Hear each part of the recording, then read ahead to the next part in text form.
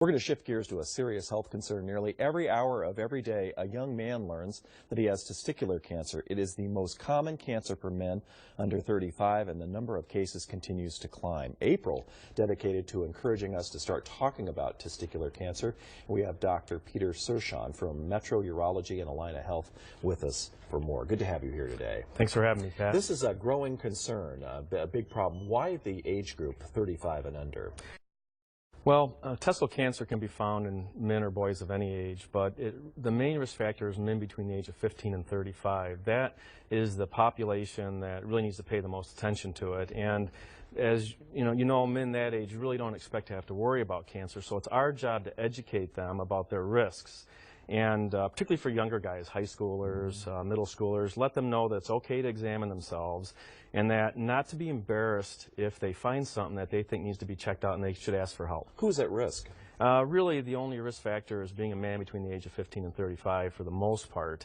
Men who have had a history of undescended testicles or men who have a family history of the disease are at higher risk, but mainly it's an awareness for men within a certain age range. What are the symptoms if you possibly do have it? Well, that's one of the issues, is that really there aren't any symptoms per se. What men have to do is be aware that if they have a new lump, particularly if it's not painful, on their testicle, or if their testicle changes in size, and usually it's only one testicle, not both of them. And it could be a hard lump? Yeah, it is a hard lump. It'll distinctly feel abnormal almost all the time. And if they feel that, they need to be comfortable going in and being examined by a healthcare provider that's qualified to make a decision whether they're at risk for cancer or not. What does screening involve?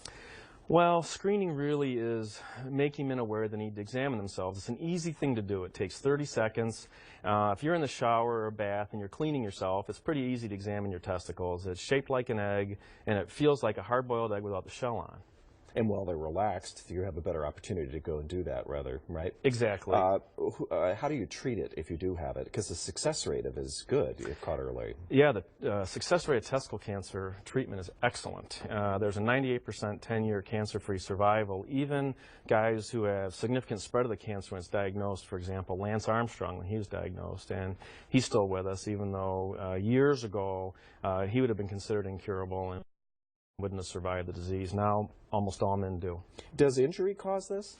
No, there really isn't any reason why it happens. I mean, it's a silly thing to say, but a lot of times in medicine, there's such thing as bad luck. Yeah. And so just an awareness that something's not right with your body is the best way to approach it. And pay attention to genetics of others in your family, too. Exactly, which you should do for all. Everybody should have a good sense of that if you can. Well, thanks for the conversation here today. Hopefully a lot of folks listening and friends that they love will have this information.